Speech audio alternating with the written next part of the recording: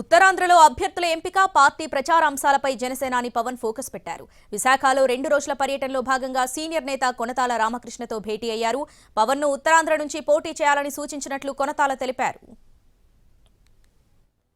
ఉత్తరాంధ్ర పర్యటనలో భాగంగా పవన్ కళ్యాణ్ సీనియర్ నేత కొనతాల రామకృష్ణతో భేటీ అయ్యారు. విశాఖలోని ఆయన నివాసానికి చేరుకున్న పవన్ అభ్యర్థుల ఎంపిక, జిల్లాలో రాజకీయ పరిస్థితులపై కొనతాలతో చర్చించారు. తన ఢిల్లీ పర్యటన తర్వాత సీట్ల సర్దుబాటుపై స్పష్టత వస్తుందన్నారు పవన్.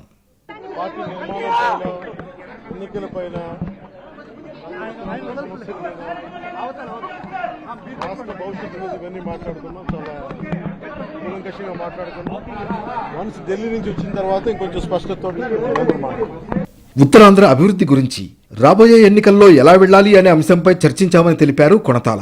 పొత్తులో భాగంగా ఏ పార్టీలో ఎవరికి సీటు ఇవ్వాలనేది అధిష్టానమే నిర్ణయిస్తుందన్నారు. పవన్ కళ్యాణ్ ఉత్తరాంధ్ర నుంచి పోటీ చేయాలని సూచించాలన్న కొనతాల తుది నిర్ణయం పవన్ కళ్యాణ్ తీసుకుంటారని అన్నారు. ఇక తాను ఎక్కడ పోటీ చేసేది కూడా పార్టీ నిర్ణయిస్తుందన్నారు. ఇది ఆత్మీయ సమావేశం, ఆయనకి మాకు అనుబంధం. అది నేను ముందే చెప్పాను, జాయిన్ అయ్యాడు. మా ఇద్దరు మనసులో కలిసాయి. ఒక కుటుంబంగా, ఒక అన్నదమ్ములుగా ఉన్నాం. అందువల్ల అన్నదమ్ములుగా ఒక ఫ్యామిలీ కలిసినప్పుడు డెఫినెట్గా షేర్ చేసుకుంటాం కదా, టైం తీసుకుంటాం, షేర్ చేసుకుంటాం.